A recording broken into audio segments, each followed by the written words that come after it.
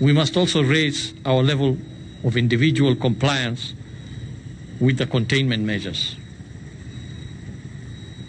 We are at a point as a nation where we must pull ourselves up, and we must continue to make sacrifices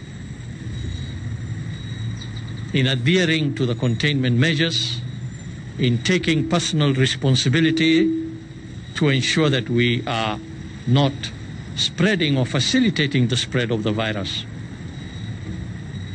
And this we can achieve by following the measures that have been put in place: the wearing of masks in public, hand washing and hygiene,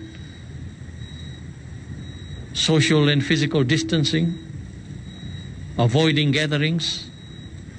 This is where we must take and increase our responsibility in those areas. The government and the Ministry of Health have put their best foot forward in fighting this pandemic, but it requires the citizenry also to play their part and take that responsibility. And together, I think we can beat this pandemic.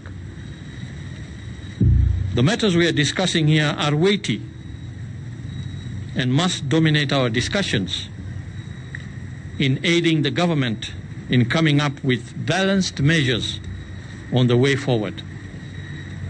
In the past 1 week, we have seen several developed countries such as USA, Australia, South Korea, Germany, and others opening up their economies sooner than when it should have been, and then suddenly experiencing major spikes in COVID-19 infections, and thereafter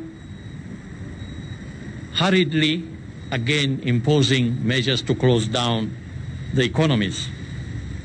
We must strike a balance in terms of how we would like to see our country move forward and avoid the risk of experiencing an upsurge of cases. With all the effort and work that has been done